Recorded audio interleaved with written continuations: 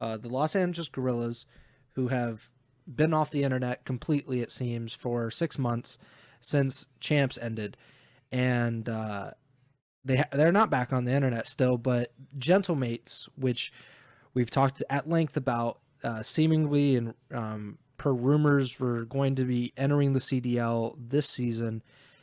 They have done so, but it is in partnership, it seems, with the Los Angeles Guerrillas. The new team, or the altered team, I guess, is the Los Angeles Guerrillas Mate.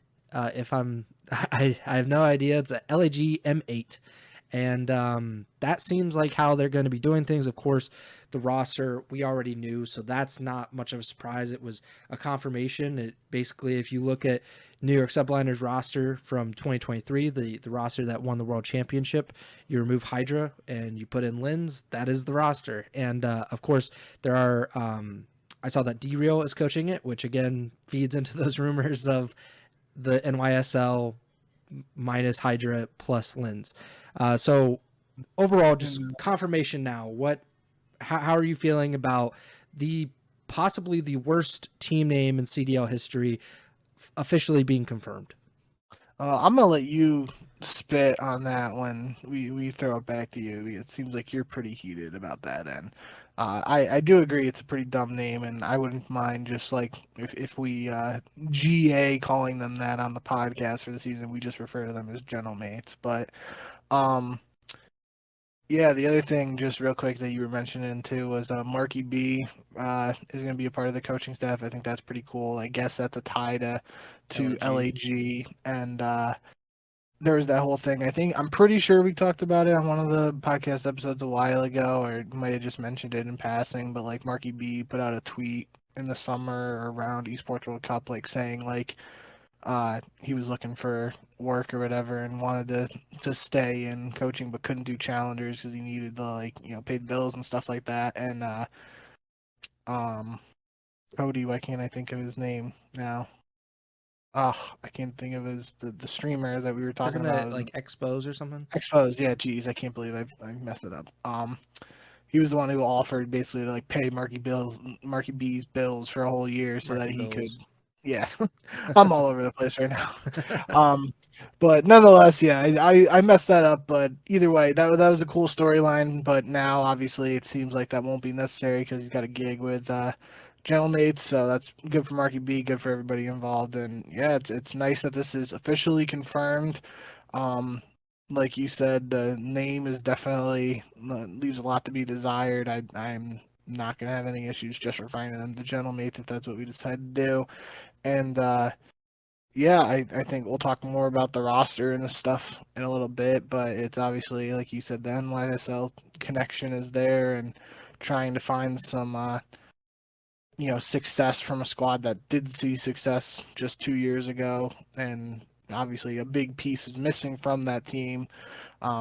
And trying to replicate that is going to be one of the storylines surrounding the team heading into 2025. But we'll talk more about that in a bit. I'm just happy that these guys are back in the CDL. I don't think it was ever in doubt that, especially like Kismet and Skies, that they would be getting a spot somewhere in the league this season. But it took forever, and I think this is a yearly tradition of at least one team confirming their roster the week of the week of the season, which is a ridiculous premise. Like, imagine the Pittsburgh Steelers saying like, we're not going to reveal anybody on the roster until opening night or something like that. It's so stupid. Like, we don't even know who the quarterback's going to be until week one. It's a ridiculous premise, but it is something that happens every single year with the CDL.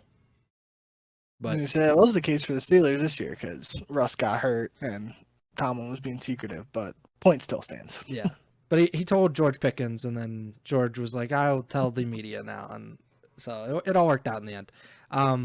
But the team name, yeah, it is undeniably the worst team name because other ones are just uninspired and like boring. This one's just stupid because like they didn't get rid of the Gorillas. It wasn't like they smashed those two names together. They just added a mate on the end of it, and that's not great. Didn't mean to rhyme that either, but I was trying to think while you're talking, like what are some of the worst team names in CDL history.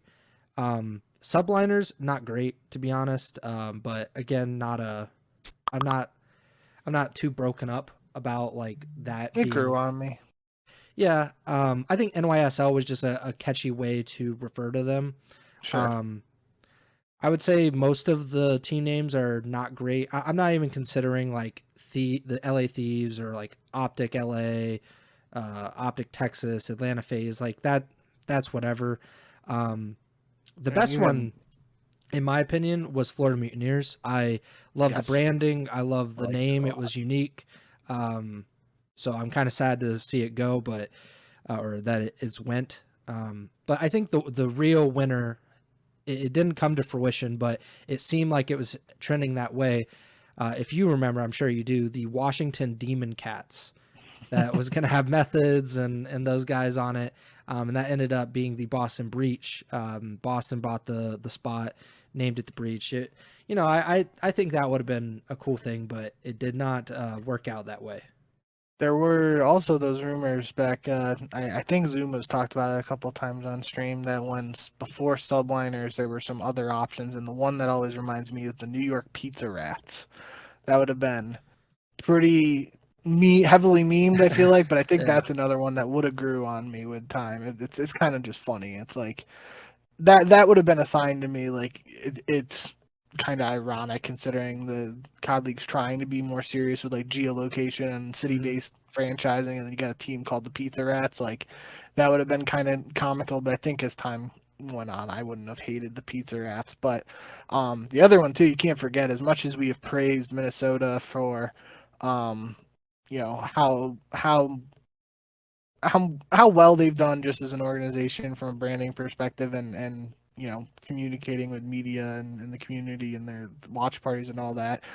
I still remember when the rocker name was announced. I'm just like, what the hell is that letter between the R and the K? Like, I was so confused. I was like, how am I typing this? Like that was a whole thing, and I was just like, um, so yeah, there have definitely been some interesting names over the years. But I think you're right. This one is just kind of like two separate names thrown together and really doesn't make any sense to me. I know we're most likely never gonna get the reasoning behind why this is what happened, other than the potential rumor of just like paperwork not being filed on time or whatever for an acquisition, which that would just be a whole other thing with LAG. Like I would assume it would be on LAG's end, them not getting something done.